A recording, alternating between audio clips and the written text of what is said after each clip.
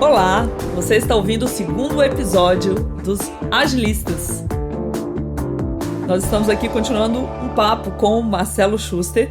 No primeiro episódio a gente fez uma visão geral do que é essa mentalidade ágil, que na verdade está acima da transformação digital e há muita dúvida, né, aí no mercado, os clientes. Então a gente espera cooperar e catalisar esse processo nas empresas. No primeiro episódio, eu perguntei para o Schuster como é que a gente reconhece uma empresa que já está trabalhando nessa mentalidade. E ele pontuou o agilismo, né, o agile, muito mais do que framework, ferramentas, mas como um modelo de gestão, sustentado por 3 elementos. Primeiro, trabalho com times multidisciplinares, times pequenos. Depois, realmente, o centro no cliente, né, o Customer Centricity. E, por fim, uma estrutura em rede. Mas, claro, gente, será que é só montar grupos pequenos, pessoas inteligentes, e dar um pouco de autonomia e aí a gente tem uma empresa mais ágil? Acho que deve ter alguns segredos aqui, é isso que a gente vai explorar nesse episódio. Schuster, como é isso? O que mais a gente precisa oferecer aí de ambiente? Onde que clientes, as pessoas que estão nos ouvindo, por onde elas podem começar a entender melhor que é trabalhar e dar autonomia para times pequenos? Então, Denise, antes de entrar nos detalhes aí dos times pequenos, eu acho importante mencionar, nós vamos usar definições de um livro que chama The Age of Agile, que é um livro bem interessante. Ele criou esse modelo de mostrar que existiriam essas três leis. Ou seja, nós vamos usar várias outras fontes também durante o podcast. Eu acho isso muito uma das coisas que eu acho super interessante é o seguinte: a forma como a gente pensa normalmente é criar modelos. Então tem várias formas de você ver as várias situações, tem várias perspectivas diferentes. Nós vamos falar ainda, por exemplo, do Sense and Responding, que é uma outra forma de ver uma organização ágil, que tem muita similaridade com o que nós vamos falar aqui, mas traz alguns elementos novos também. Então hoje nós vamos focar nessa questão dos times pequenos. É importante, pessoal, vocês estão ouvindo aqui, o Schuster, ele é um leitor voraz, assim, é um influenciador, ele sempre nos recomenda livros incríveis. E para ajudar vocês, nós vamos publicar nas redes da DTI essas nossas referências. Nos sigam aí no LinkedIn, no Instagram. Também vamos deixar algumas coisas no site da DTI. Então, essa lista de livros e algumas sínteses aqui de algumas... Às vezes a gente cria aqui um diagrama na nossa cabeça, né? Para facilitar vocês aprenderem estes conteúdos. Então, ele citou 2 livros, Age of Agile e Sense and Respond. A gente passa as referências para vocês depois. Então, começando com times pequenos. Então, eu acho interessante a gente começar primeiro a entender o seguinte: por que times pequenos? Né? A mágica, por que seria uma mágica? Né? Alguém de fora mais cético pode pensar assim, é só fazer times pequenos? A questão é que fazer times pequenos, na verdade, já mostra que a empresa tem um paradigma diferente de como ela trata os problemas complexos com os quais ela se defronta. Então, em vez dela se escalar com 1 milhão de pessoas para tentar resolver um problema enorme de uma vez só, ela pensa em fazer um time menor, muito bem qualificado, e fazer com que esse time faça entregas continuamente que provem que esse time está no caminho correto. Então, assim, o primeiro ponto fundamental, eu até brinco que lá na DTI nós temos o problema, o contrário de muitas organizações. Assim, a gente tem muitas vezes... A gente percebe a enorme dificuldade que é para as organizações pensarem assim de forma ágil, no sentido de decompor o problema em problemas pequenos, aceitar que não sabe ainda o que vem pela frente e aceitar que tem que fazer um teste e pegar o feedback rápido. A gente já tem tantos anos que eu só penso assim, que eu tenho um problema contrário, sabe? Quando um cliente vem me perguntar, mas... E aí, como é que vai ser isso? Como é que vai ser aquilo? Como é que vai ser isso? Eu não consigo pensar nisso, porque para mim é muito natural que essa decisão tem que ser postergada. Aliás, só fazer um pequeno comentário, que eu acho que tem a ver com isso também. Um dos princípios de antifragilidade, a gente ainda vai falar sobre antifragilidade também. Olha, mais um conceito que está super aí em voga. Um dos princípios é você manter as opções em aberto. O que é manter as opções em aberto? Fazer determinadas escolhas quando você tem mais convicção de que aquelas escolhas são as melhores escolhas para você. Na verdade, eu diria que o princípio que está por trás de um time pequeno está muito fortemente relacionado com esse princípio que eles chamam de opcionalidade, que é o quê? São 2 implicações. Eu não só vou resolver o meu problema gradualmente e vou aprender na resolução desse problema, Mas também, com esse tipo de abordagem, eu mantenho em aberto o caminho que eu quero seguir para poder decidir investir mais recursos naquele caminho no momento em que eu julgar necessário. Então, o que as pessoas precisam entender é isso, que quando você cria uma cultura de ter times pequenos, você está automaticamente dizendo que você é a favor do aprendizado contínuo, é a favor de obter feedback concreto, e você vai preocupar muito mais com a cadência daquele time do que propriamente em planejar detalhadamente o que ele vai fazer.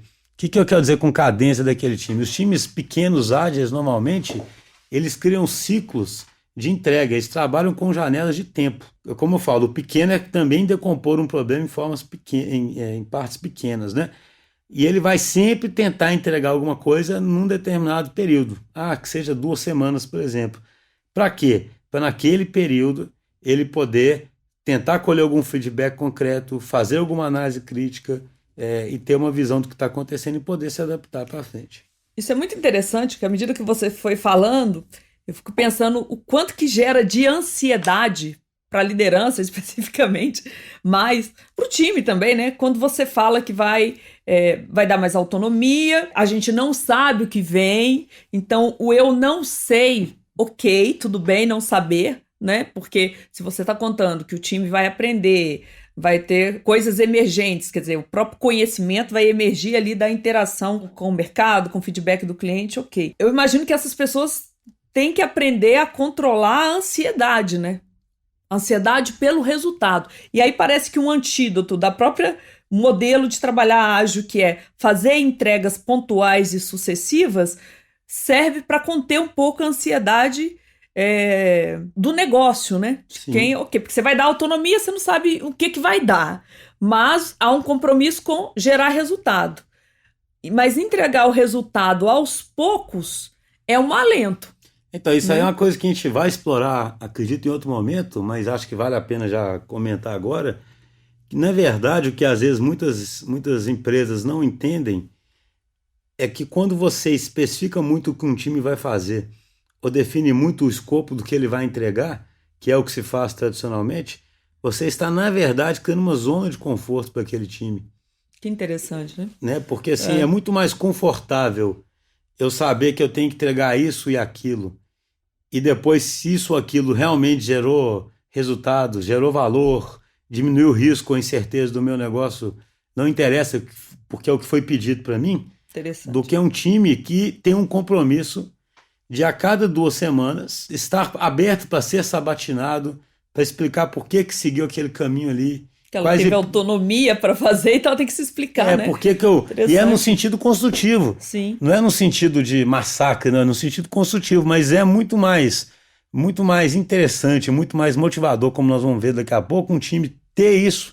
Ou seja, ele está relativamente aberto o que ele tem que fazer, mas o resultado a ser perseguido tem que estar claro. Você está falando que esses times são naturalmente mais engajados que um time que trabalha no modelo clássico, né? Exatamente, nós vamos chegar numa pesquisa que mostra isso. Agora, um dos outros pontos desses times é isso, para não perder o fio da meada, né? O time é pequeno no sentido de quebrar em pequenas metas, etc. Uma característica desses times é que eles são cross-funcionais. São times que vão tentar ter dentro do time toda a capacidade necessária para resolver aquele problema instalada. Ótimo. Eu sempre brinco com meus clientes que eu acho curioso, que é o seguinte: quando uma situação difícil acontece na empresa, é comum nisso você fazer uma sala de guerra. Vamos botar todo mundo que é importante aqui, todo mundo que pode contribuir. E nessa hora ninguém está preocupado. Mas fulano vai ficar o dia inteiro e talvez não vai falar nada.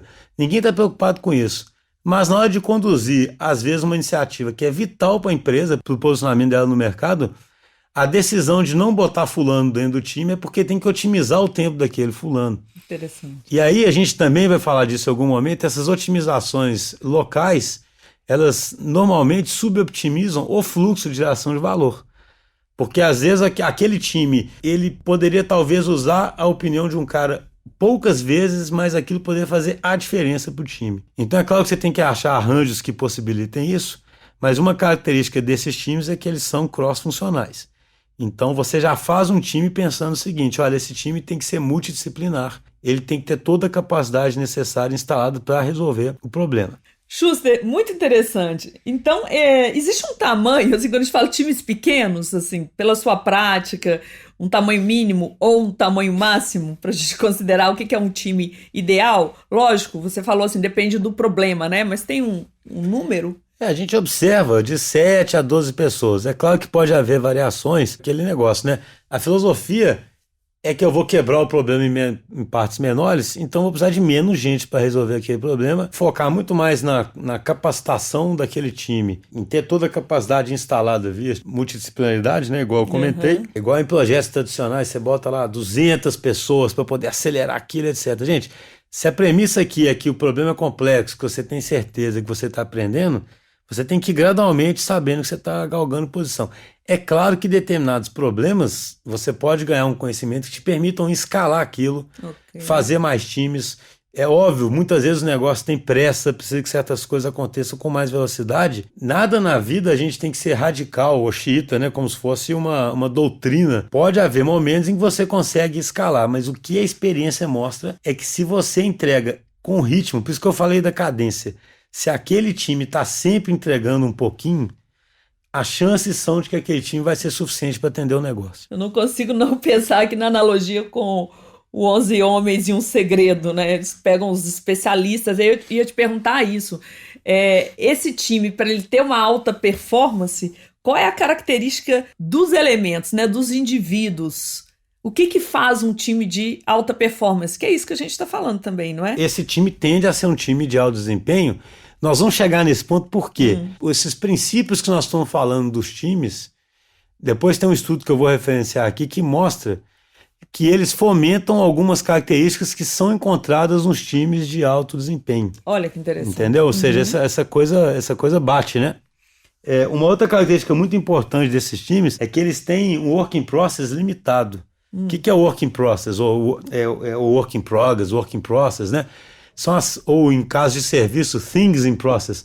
São as coisas que você tem que fazer. O que é muito comum nas empresas? É muito comum o seguinte: a liderança, ela entende que todo mundo tem que ficar muito ocupado. Então as empresas, elas não podem ver alguém que elas acham, né? A gestão tradicional é assim, não posso ver alguém ali que parece que está com chance de estar ocioso, que eu tenho que dar alguma coisa para ele fazer. Aproveitar cada minuto, né? Por hora, né? Tudo que o controle de ponta é o maior. É aquela história de uma gestão quase científica, né? E baseado muito nas tarefas. Sim. E aí, agravado por isso, então assim, de um lado você não quer deixar a pessoa ociosa, de outro lado, você tem uma pressão enorme da liderança, da alta liderança, para fazer um tanto de coisa. Isso tudo gera o quê? Work in progress.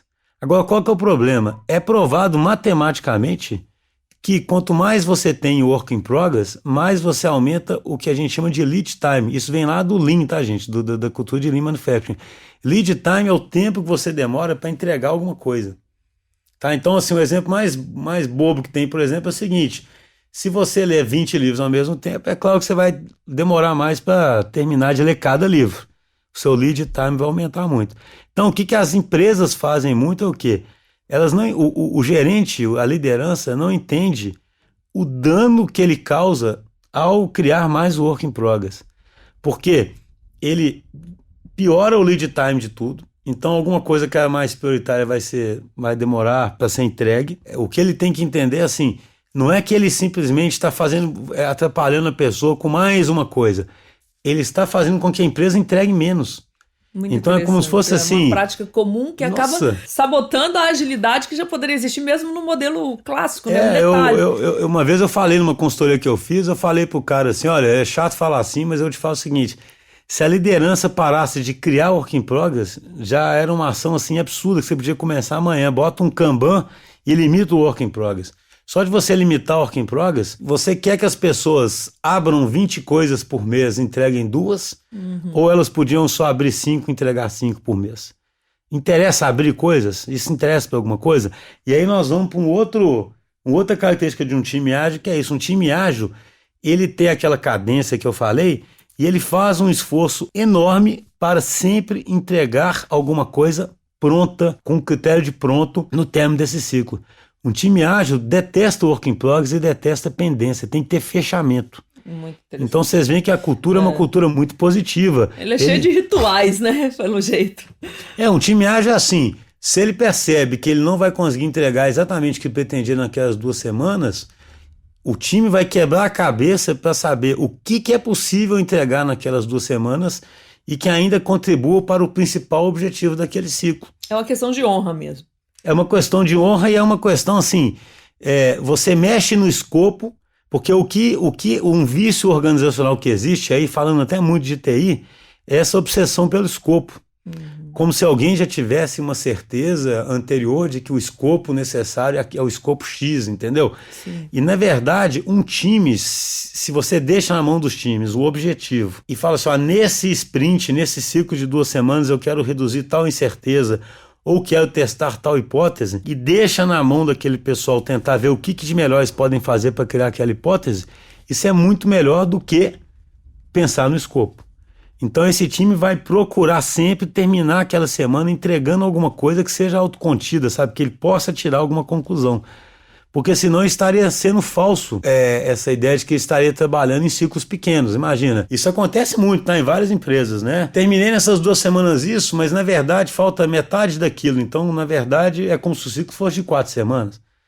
Então o time tem que fazer um grande esforço para tentar sempre avançar na direção de conhecimento em relação à hipótese que ele colocou. Outra coisa que eu acho que é fundamental, que a gente já falou aqui em alguns outros momentos, é a questão de autonomia. O time tem que, de fato, ser autônomo. Isso a gente vai falar mais detalhadamente, mas a liderança ela vai atuar muito em análises críticas, nessas sabatinas, na definição de hipóteses. Ela não vai mais se preocupar em microgerenciar ou em controlar, em saber exatamente tudo que um time está fazendo ou por que ele está tomando todas as decisões a todos os momentos. Pensa bem, a liderança, se ela entende, se ela mudou o paradigma dela, né? Nós estamos pensando numa organização ágil, então se ela entende que ela tem vários times que vão se organizar em rede e que vão se comunicar pra caramba e que vão ser autônomos e que isso que vai lhes dar a capacidade de responder rápido ao ambiente, qual seria o sentido dela querer isso tudo e os times não terem autonomia? É o negócio mais engraçado do mundo, né? Você dá autonomia para os times, eles aceitam? Que eu fico pensando, a gente está falando das organizações que já nasceram assim, e aí, obviamente, a gente está falando também um modelo que eu entendo que deve ser muito modelo ágil, que deve ter uma aderência muito grande com as aspirações dos millennials, né? De autonomia, de feedback constante. Mas, ao mesmo tempo, eu acredito que o maior desafio para nós é trabalhar com as empresas que já têm um mindset instalado, que é o mindset industrial, do pensamento linear, e ter que fazer essa mudança. Então, considerando essas empresas, como os funcionários lidam com essa autonomia?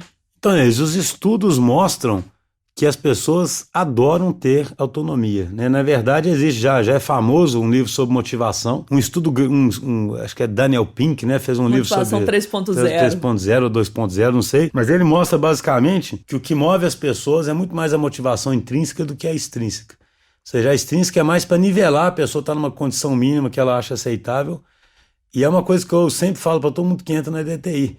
Eu observei ao longo da minha carreira que os melhores profissionais são aqueles realmente que vêm de dentro deles o que eles querem fazer. O cara quer fazer porque ele quer fazer. Então a motivação a gente vê muito claramente com as melhores pessoas que a gente trabalha, que aquele é algo intrínseco. Essa coisa de motivar o outro, não tem como você motivar o outro. Você né? pode, a motivação é dela, você pode criar algumas condições. Você pode inspirar, você pode mostrar alguma coisa, mas a motivação. E aí o tripé que eles colocam como sendo o tripé da motivação intrínseca é o quê? Maestria, propósito e autonomia. Então as pessoas gostam ninguém gosta de ser microgerenciado, né, e etc. As pessoas gostam de assumir. E o que é interessante também é que nesse ambiente, como a maior parte das pessoas gosta disso, aquela história que eu falei do paradigma, alguém sempre vai ver uma falha na teoria e algum gestor já vai pensar assim, mas tem gente que não vai querer, etc. Essas pessoas rapidamente são eliminadas de um ambiente desse. Não, o sistema adaptativo do Darwin mesmo, né? Porque assim, imagina, você tem uma equipe que está motivada, que gosta da autonomia, que toma decisões, que quebra a cabeça para poder chegar no resultado, e alguém que está sempre ficando para trás disso, que não está querendo entrar nesse jogo, digamos assim. Esse cara talvez tenha que trabalhar realmente numa organização mais tradicional, desempenhando tarefas mais mais bem programadinhas e pronto. Mas, como você disse, se você pensar nas próximas gerações que vêm, nesse profissional do conhecimento, para onde o mundo está indo, esse cara estaria numa posição muito frágil, a gente pode dizer, né? É bem interessante porque, fazendo um contraste lá com a organização de base, de mentalidade industrial mesmo, a gente vê o seguinte, fazia muito sentido também essa medição, comando e controle, principalmente quando a gente fala numa linha de montagem, não é um trabalho intelectual e criativo, aliás, é o contrário, né? Se tiver criatividade lá na linha de produção, você tem um acidente fatal. Mas quando a gente entende que a gente está numa outra era do conhecimento, em que a gente quer das pessoas criatividade, a gente tem que entender também que a criatividade ela não acontece de 1 às 4 da tarde, ela pode acontecer em qualquer lugar, né? Então imagina a pressão que adotar essa mentalidade, realmente entender isso, tem sobre as práticas mesmo de desenvolvimento humano, do RH. Acho que a gente pode gravar um outro programa sobre isso, né? Especificamente sobre como fazer a gestão desses times e explorar um pouco do que você falou lá atrás, do sistema de recompensas e de metas. Vamos repetir então, só para a gente sintetizar o que caracteriza os times pequenos. Você falou de cadência. Então, o que eu acho interessante, assim, uma forma de enxergar o quê? Um time pequeno é um time multidisciplinar, autônomo, tem um foco muito grande em aprender continuamente a cada ciclo pequeno que ele entrega, ou seja, que tem como a principal filosofia desse time pequeno é essa filosofia de aprendizado contínuo e de pegar um problema grande e partir num problema pequeno. Essa é a principal filosofia do time. É simples assim, né?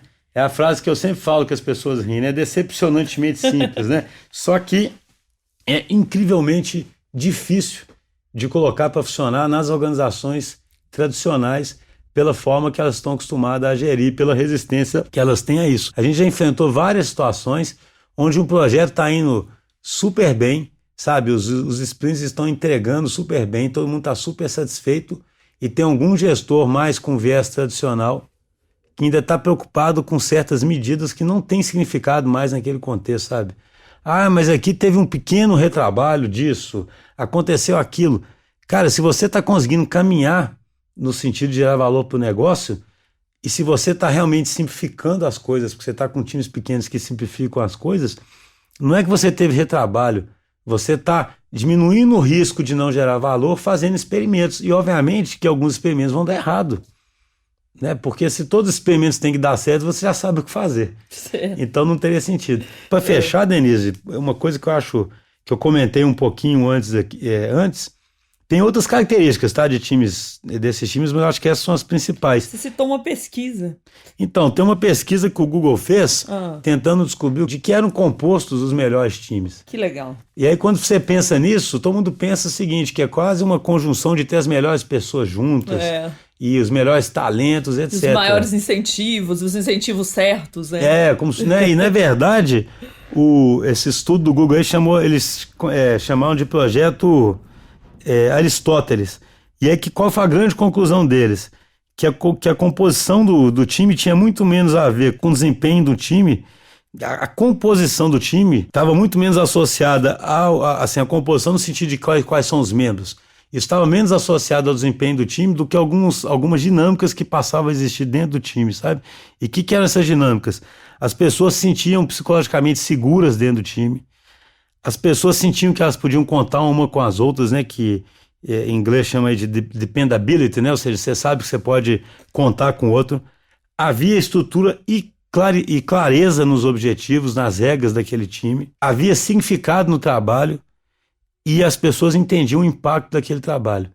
Esses times ágeis já trazem tudo isso intrinsecamente, eles já se estruturam assim. Muito porque eles partem de uma hipótese de negócio, eles têm que entender aquilo, eles têm que colaborar.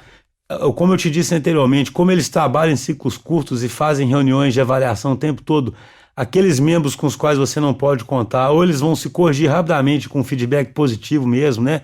De ajudá-los a virarem grandes contribuidores daquele time, ou eles não vão ficar mais naquele time. A tendência é que todos esses times tenham um desempenho muito bom pela própria estrutura do time. Então imagina isso. Isso é muito rico, né? Muito. Você pensa, se você tem um método de gestão onde você consegue ter uma segurança de que você terá times que vão ter um ótimo desempenho, sem que você tenha que pensar que você tem que achar só os melhores e melhores caras do mundo ou compor times muito especiais. Isso é incrível, ainda mais num cenário de escassez de talentos que a gente fala, né? É claro que a capacidade de cada pessoa continua sendo muito importante, Sim. mas isso é diferente de achar que formar um time de altíssimo desempenho é quase que uma conjunção única. Sim. Aquela banda de jazz que só tem aqueles 4 músicos, né? Ou então aqueles caras, sabe? Não é isso. Claro, todo mundo tem que estudar, todo mundo tem que ser bom, todo mundo tem que, né? Você tem que ter pessoas inteligentes, mas a estruturação do time vai ter um efeito fortíssimo em como aquele time vai desempenhar. Que vai voltar lá para o que a gente estava discutindo, né? Criar as condições para que esses comportamentos apareçam ali, né? O time é um resultado da interação dos indivíduos. E te digo mais, o contrário, eu já participei na minha vida, já vi times com pessoas ótimas que eram times de baixíssimo desempenho pela forma que estavam estruturados. Muito bacana, que volta lá para a teoria da complexidade, na verdade. Exatamente, como que eles emergente, interagem, né? Aí o time é um resultado emergente, né, do processo. É perfeito. É muito interessante, gente. Bom, a gente está chegando ao final do segundo episódio. Nós esperamos que vocês estejam gostando. Mandem aí os feedbacks para nós, para a gente evoluir, inclusive. E no próximo episódio a gente vai falar da segunda característica de uma empresa ágil, que é o centro no cliente. Vamos falar de Customer Experience, vamos falar de Employee Experience também, que está intimamente ligado. Aguardamos vocês. Até a próxima.